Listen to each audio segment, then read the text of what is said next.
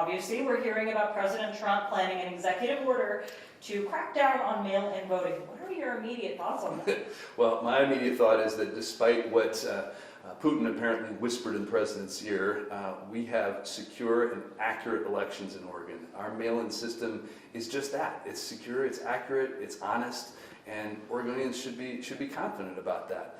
If the president cared about American people, if he were familiar with us, he would know that mail-in elections are the best way to protect Americans' right to vote because it meets people where they are. Think about people who live in rural areas, people who are elderly, somebody who's working for an hourly wage. Mail-in ballots work for them because it meets people right where they are, whether that's in their living room or at their kitchen table. And we're proud, I think, of the fact that we were the first state to take this approach, and we're going to defend that. How common is it for there to be errors with mail-in ballots, fraud, anything of the sort? Fraud is exceedingly rare, and it has never affected the outcome of an election. Nonetheless, we're always looking for ways to make our system more secure. What it depends on is the 36 county clerks around Oregon. I've been on a tour meeting with them in their offices, and I'm happy to report that these people are doing great work. We have the most secure, fairest, most accurate elections in the entire country, and we want more people to be participating in that. We're proud of our high turnout rates in Oregon, but there are people who are choosing not to vote, and that's what we should be focused on, making sure that every eligible Oregonian has the confidence and chooses to participate in our system. We're stronger as a state when more people participate. And theoretically, right, constitutionally, this cannot happen. The president doesn't have this power. But do you see any immediate negative impact to rhetoric like this or even talks of this? Well, I appreciate the way you put that because you are right. The Constitution is very clear. The president seems to have forgotten to read the document that he swore to uphold, to protect and defend. It's very clear the states have the power to regulate elections. The president does not do that through executive order. I think if we can search for a silver lining, it's that we get to talk about our great system in Oregon that has paper ballots, that has signature verification, that has election boards where two people of different parties look at them to make sure that the intent of the voter is clear and is captured accurately.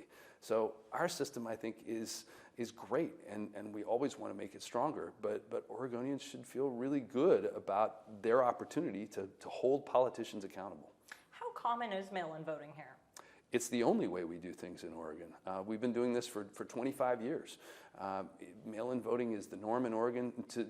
It's so common that I joke with other secretaries of state when they ask me about mail-in voting, and I wink at them and say, what are you talking about? We just have voting in Oregon. It's what we've been doing for a long time. And it's really clear that it is very, very popular. In fact, there was a bill in the legislature in this last session that someone proposed that would have given a vote to the people to move away from voting by mail, and it received the most pieces of testimony that any proposal has in our electronic system, and 85% of people said we want to keep voting by mail. So it's widely popular in Oregon, and I think we know why. If this executive order is actually released before midterm elections, what would be your next plan of action? We will use every tool we have at our disposal to protect the right of Oregonians to vote by mail, to engage in accurate, secure, honest elections. We know how to do this in Oregon, and that is our responsibility to make sure that Oregonians have that opportunity. And I'm guessing you've been in a lot of conversations with Attorney General Rayfield. I have. Yeah, I can imagine. There's a lot going on, a lot of lawsuits. Yeah, we've done that. We are, Oregon and Washington are among the many states that are suing to stop the previous executive order about elections, and I expect that we would do that again. But I would just, I think there's a good indication if the president, by his own words, says that Vladimir Putin told him to do this, that's pretty good evidence for us that it's a system worth defending. Anything else you'd like to add?